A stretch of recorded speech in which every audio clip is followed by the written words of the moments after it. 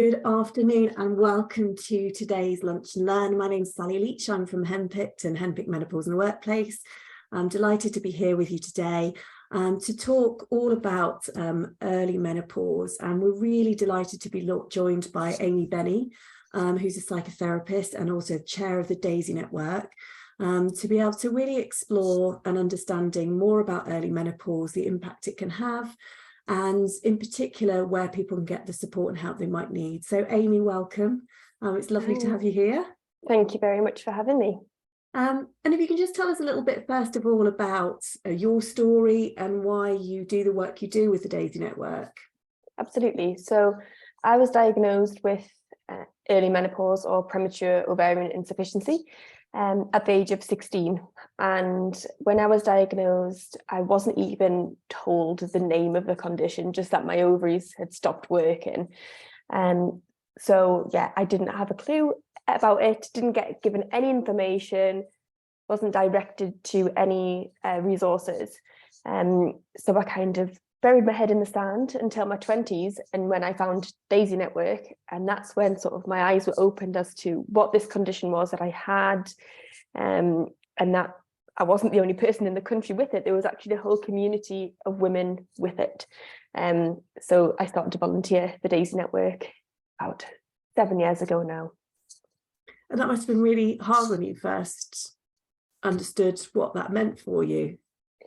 Absolutely, but I think also at the age of 16, when you've got your GCSEs going on and other stuff, you know, I didn't acknowledge what it really meant. I just thought, okay, my ovaries aren't working, I'll deal with that at some point in the future, when it's time to sort of have children kind of thing, and didn't really grasp what it meant, and that it's actually a whole body diagnosis that I was going to have to manage for the rest of my life, I suppose. So yeah, at that age, it's hard to absorb that amount of information and to know what that truly means for your future. Yeah, absolutely. And so thank you for sharing that. And just to first of all, I guess, go into making sure everyone's got a real understanding of what POI, as premature ovarian insufficiency, is, and why it might happen to somebody. Yeah, so what POI means, it's an umbrella term, I suppose, for anybody that goes through menopause before the natural age. So it can be for various reasons. Sort of, we've had surgery, so some people with polycystic ovaries have had to have surgery on the ovaries, which have caused a premature menopause. Some people with cancer treatment, radiotherapy and chemotherapy can affect the ovaries. Some people, it can be due to sort of genetic conditions like Fragile X syndrome or Turner syndrome.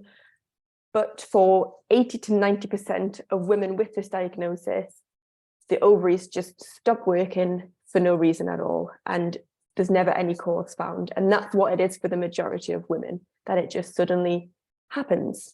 And there's no reason for it. It's just one of those unfortunate things. And how common is it? Because it's the kind of thing, if you don't know about it, you might not have heard of before.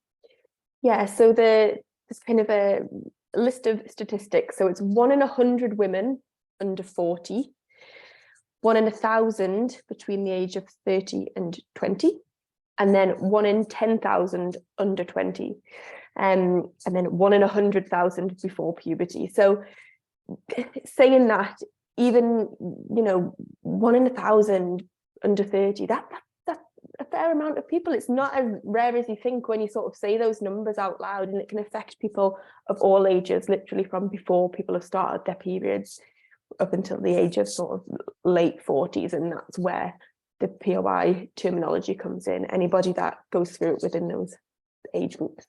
Yeah, and I think that's when, you know, when we run sessions, I think that's what people find really quite shocking, that it can affect at such a wide range of ages. Yeah. And it is, although it's relatively rare, it's so much more common than we think, and as you say, can have such a huge impact for people. And what would you say are the key challenges that people face going through that much earlier menopause? Because I know you talked about that being that whole body diagnosis. Yeah, I think we tend to look at it as sort of a three-channeled approach of challenges, really. So there's the medical side of things, there's the fertility side of things, and there's sort of the psychological side of things.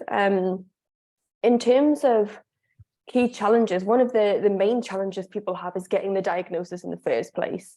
You know, if a young woman goes to the doctor listing sort of, my periods have gone a bit haywire, or my periods have stopped when I've come off the pill, or I'm feeling really anxious, I'm moody, I've got sort of hot flushes or whatever, doctors tend to just put that down to normal hormonal fluctuations, which it can be. You know, it's normal. I'm sure most women will have had a period of life where they've been a little bit stressed, so they've noticed their periods have gone a little bit haywire, and they're feeling a little bit more moody. So it's really hard to be taken sort of seriously as, okay, this is something we'll investigate, because it tends to be, okay, come back in a year and see if it's still happening. So getting the diagnosis in the first place is a real challenge. Yeah. Also, we find with this sort of condition, it's a postcode lottery, as it is with a lot of women's health issues. It's a postcode lottery as to what treatment you get. So some people are dealt with by the GPs, others are sent to sort of specific POI specialists or gynecologists or menopause experts.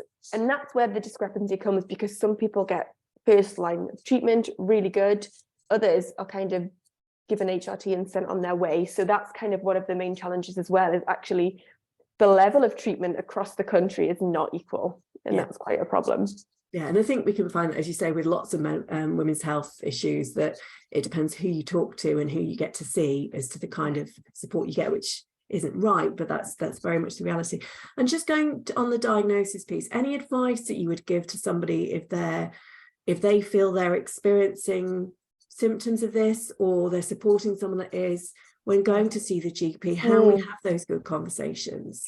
Yeah, absolutely. And I think it's really important to go prepared to your GP, and kind of what we always say is be an advocate for your own health, because the chances are you could go to the GP with your symptoms and it might be, okay, just come back at a later date.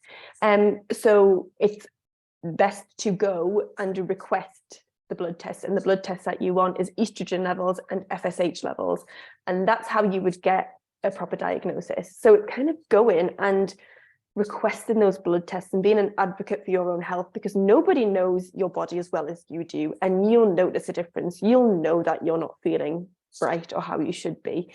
And so yeah, that's what I would suggest, is go and kind of request those blood tests, and that's how you can get a definite reassurance. Okay. And in terms of once you've been diagnosed, what would you say the biggest challenges people are facing, or what you know, even from your own experience, what are the challenges people face once they are diagnosed? Yeah, I think one of the main things to come to terms with is, obviously you've got the health aspect. You've got this concern about your health, because low estrogen can affect brain health and heart health and bone density. So it's that worry of now, okay, I've got to look after my health because my health is at risk from low estrogen. So that's a really big challenge. I think the fertility thing is something that people really struggle with, because you're now dealing with a loss of fertility. And with POI, you can, majority of women are able to carry a child, but they can't produce eggs. So you would have to use an egg donor to get pregnant. So there's that mourning process of losing your genetics and mourning the loss of having your own biological child. So that's a huge hurdle to get over. And also there's things such as, you know, you've got friends who are getting pregnant around you, or you're getting invited to a baby shower, and actually you're trying to balance coming to terms with your own infertility when POI tends to happen at the age where everybody else around you is what seems like getting pregnant, and it seems really easy for everybody. And I know one thing also that really is a big conversation topic in the community is for women who have this diagnosis before they've, for example, met their long-term partner. So they're single and they've got this diagnosis, and it's like, okay, I'm trying to process this myself. So how do I then meet somebody? I'm in my 20s. I want to meet somebody, but how do I meet somebody and share this diagnosis with them? So there's all of this sort of relational side of it that you've got to try and deal with, because you don't want to upset your friends by saying, I can't come to your baby shower. you want to date like a normal 20, 30-year-old, but now you've got this extra pressure to disclose this really important part of yourself to people. So there's a lot to it. It's not just a simple diagnosis where you take a tablet and you're fixed. Yeah, there's a lot to consider. Yeah, and on top of that, potentially dealing with symptoms. That's it. Yeah. That people won't assume you're experiencing. As I know we talk about this at in the sessions we do with workplaces, and we've had people sharing their experiences of people being kind of quite blasé around, oh well, you're not going to experience these at your age, and it's like, we shouldn't be making those kind of assumptions. Yeah, and that's it. And a lot of people find that, for example, in the workplace, or they're around maybe older relatives, where there's that sort of discussion of, oh, I'm having a hot flush, oh, wait till it's your turn, that kind of thing. And it's this lack of inclusivity where we're talking more about menopause, but people with POI are in this very strange middle ground, because they are obviously in the same age group as their peers, but they don't relate to their peers because their peers are either taking contraception to stop getting pregnant, or they are getting pregnant and they don't have health worries.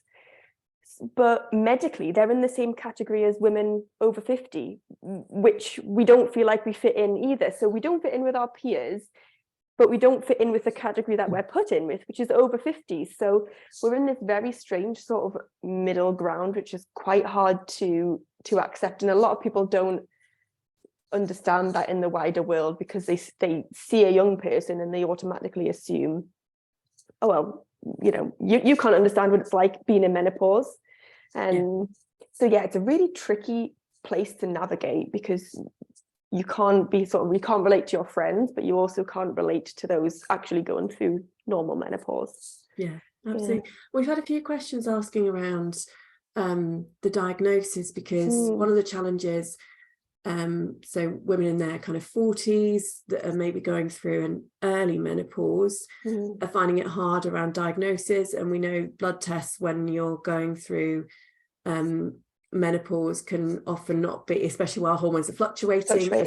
In isolation, aren't necessarily giving. So in terms of that diagnosis and diagnosing based on blood tests, what considerations around what the blood tests are telling you from an early menopause point of view? Is it a one-off blood test, or is it over a period of time? So it would be over a period of time. So we tend to suggest that you have a blood test, so one blood test and then a repeated one in 6 months' time.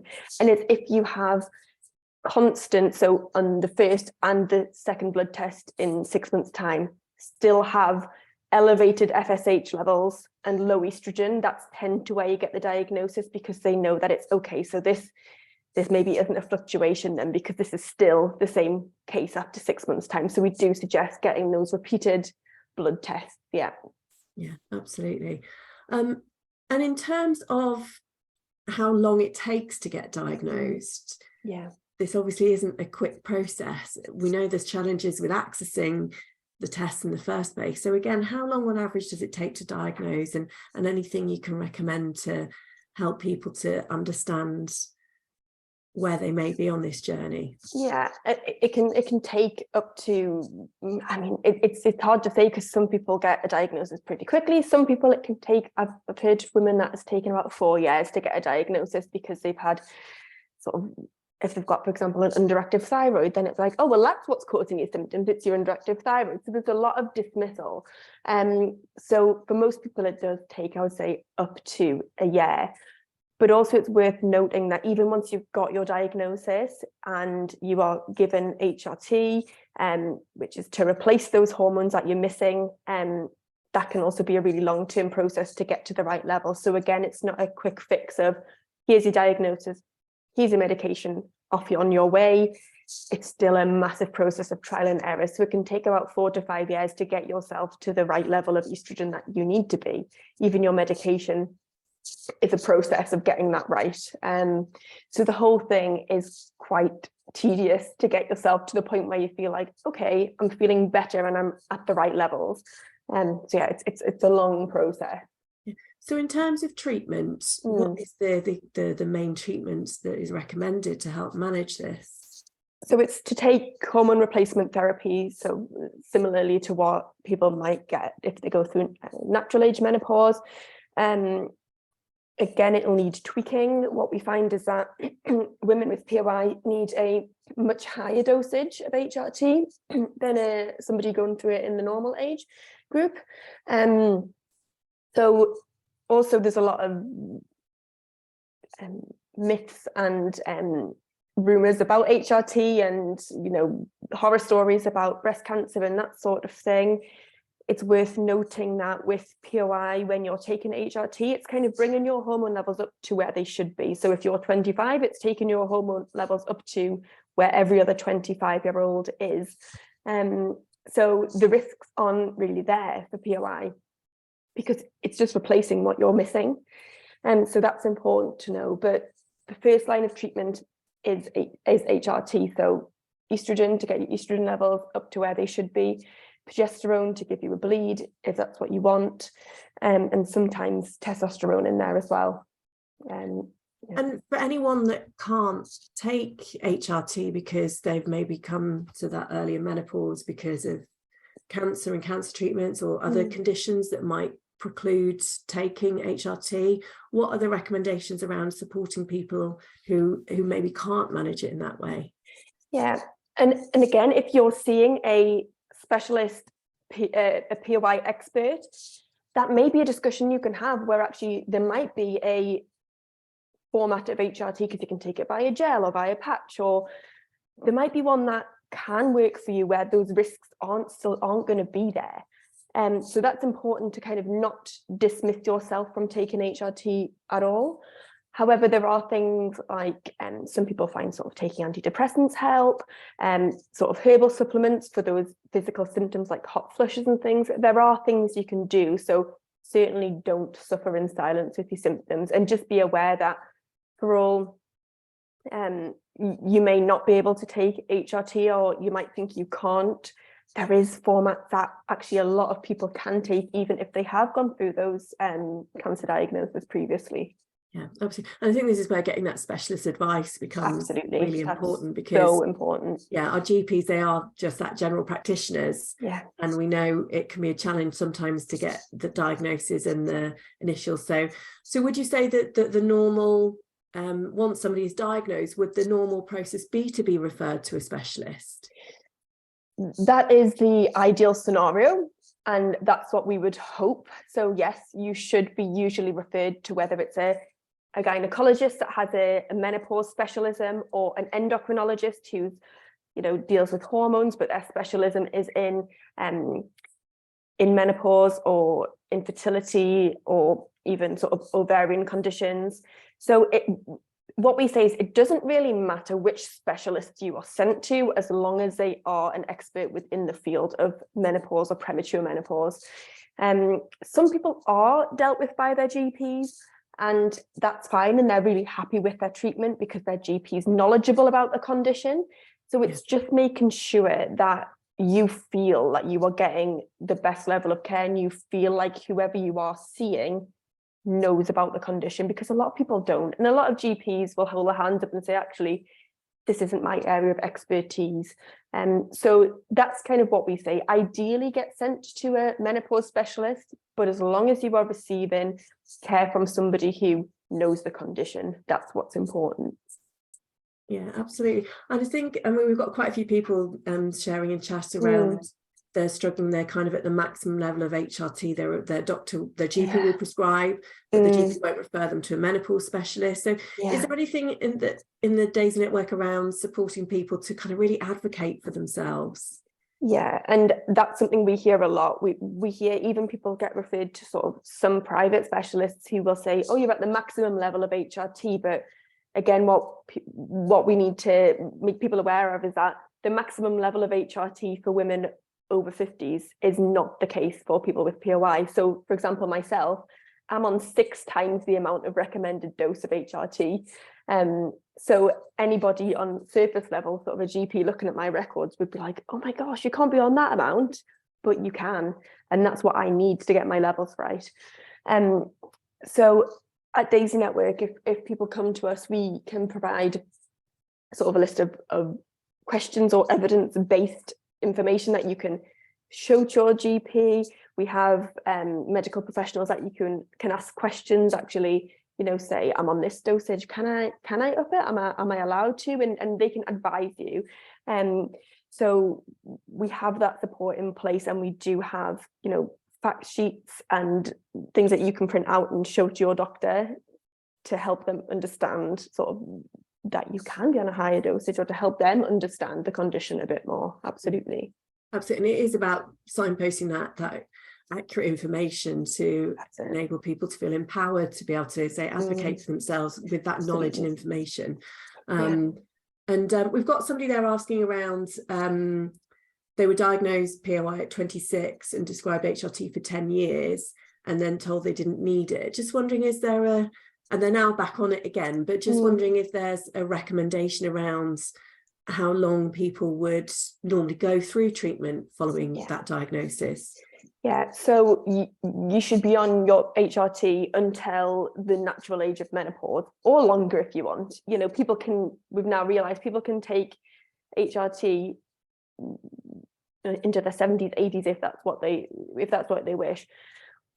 With POI, you really should be taking your HRT until 52 minimum, because your body's going to be lacking in that hormone. It's like saying if you had an underactive thyroid, it's like saying after 10 years you don't need to take your thyroid medication anymore.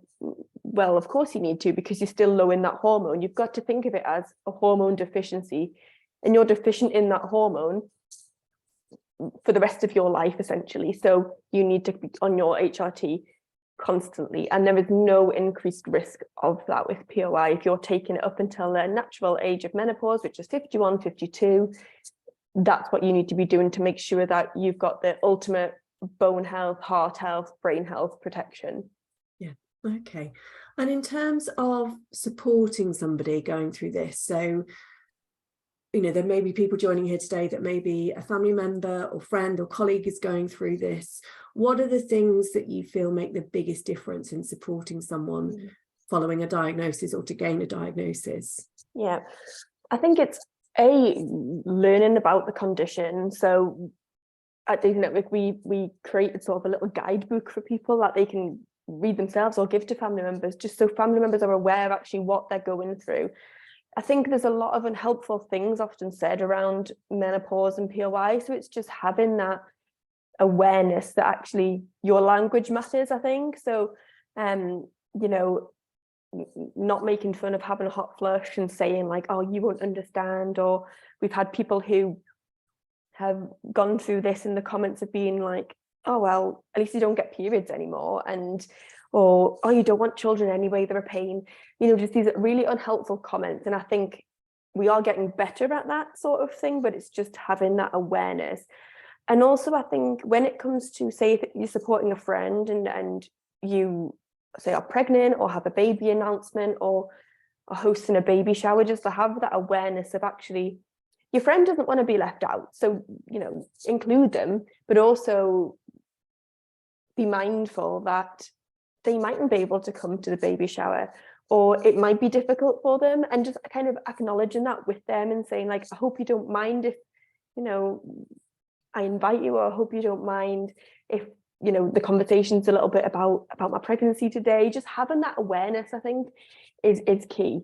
I know personally one of the best experiences I had was I was in a big group and people were talking about pregnancy and babies, and at the end of it, somebody sort of said, I hope you're okay, because I know that was a really sort of baby heavy topic. And it was just afterwards the thought that somebody had recognized that might have been difficult for me. It wasn't difficult for me actually, but just that they'd had that awareness to disclose that to me was amazing. So that's what I'd say, just kind of, you know, learn as much as you can and just be aware.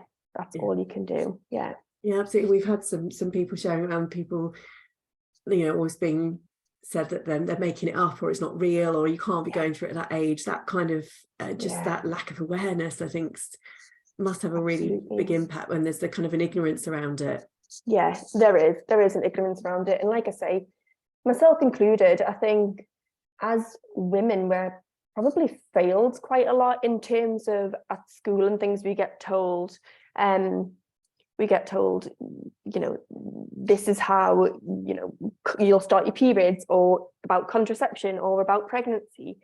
But we don't get taught that going through menopause is a thing that can happen at any age. It's not something that we ever get told. So in a way, it's no wonder people don't think it's real. People don't think it can happen, because we were never told that. I know before my diagnosis at 16, I didn't know it was a thing that could happen. My mum didn't know it was a thing that could happen. My sister didn't know it was a thing that could happen. So we have kind of been failed in terms of the education system that, people aren't going to think that it's real, because nobody knew about it until these conversations have started to happen. Yeah, absolutely. Someone had just asked for some clarification around ages. So that they're going through menopause and they've started experiencing symptoms in their kind of mid-40s, and they're now 51, but they've not quite reached menopause.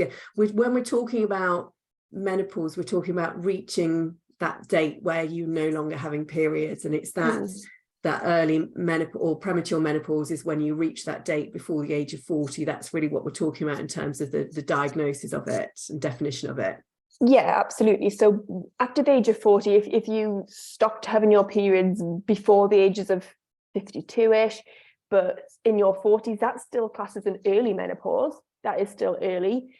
Premature menopause is any time before 40. So that's kind of the age range where we're looking at. So it's once you've kind of, in a way, you're post-menopausal before the natural age of menopause, which is 51, 52. That's brilliant, thank you. Someone mentioned that they'd covered POI on Coronation Street recently, and just wondered whether you felt they'd got that right, for anyone that watched it, whether they felt they covered it in a good way. Is that a good thing to be trying to raise awareness through in that way? They didn't get it right. They didn't get it right. No, and that was a big thing in the POI community, because we were all super excited, like, oh, we've heard that it's going to be on Coronation Street, excellent. But we weren't advised. We've had plenty of, people who've written books or TV shows that have come to us to get the right facts, and Coronation Street unfortunately didn't. And there was a comment that they said about you can get pregnant if you use a surrogate, which is just completely wrong in many ways to do with POI. Surrogacy is nothing to do with sort of egg donation or the infertility. That's a completely different condition, I suppose, or a way of having children. So they didn't get it right, and there was a lot of chatter and disappointment within our community that actually this was the one place that would have been accessible to most of the country, and unfortunately the information wasn't right. So it's a shame. It's a shame, because it was an opportunity to raise that awareness in general that this can happen, and also that and more of an understanding around the impact and the way people can be supported. And just finally, in terms of what the Daisy Network does to support people, just to kind of share a little bit around what support you provide, how people can find out more. So we provide, firstly, medical information. So we provide the correct, up-to-date medical guidance on HRT and what tests you should be given and how to receive the right medical care. So we provide that medical information. We also have POI specialist doctors that volunteer for us. So just to know, we are all entirely run by volunteers. We have GPs who volunteer that provide sort of a live chat, so people can go on and ask any medical questions that they have, again, gain some clarification so they can then go back to their GPs. We also provide psychological support in that we have a closed forum where there's always so much chatter and activity from people with POI, so they can just share stories, find out information. We also hold meetups around the country, so the volunteer team will go, for example, we just did one in Sheffield before Christmas, where we'll go to Sheffield for the day and local people can come and meet us, and we'll have a chat and a coffee, and just to share that community. And we also do support groups. So once a month we have an online Zoom support group. And then we've also just this month launched our counselling service. So we're funding counselling service for counselling sessions for our members, because again, what we find is that although people get the medical treatment that they need, the psychological treatment isn't provided. And of course, with counselling, we know it can be very expensive, so a lot of people can't fund it themselves. So we're providing a free counselling service to our members. So that's kind of a whistle-stop tour of the main things that we provide. Yeah. Fantastic. Thank you very much. And there are so many questions coming through, but unfortunately we are out of time. But I just really want to say a huge thank you to Amy. Thank you so much for sharing your story, your experience and everything that the Daisy Network does. And it's a charity that I just think the work that you do is just so incredible. And we will make sure we share the information provided in an article on the podcast. The recording will be made available, and we will share then links to the Daisy Network for anyone that hasn't been, but really recommend going to their site and understanding more about the great work they're doing. So thank you very much everyone for joining in, and thank you, Amy. Thank you so much for having me. Thank you.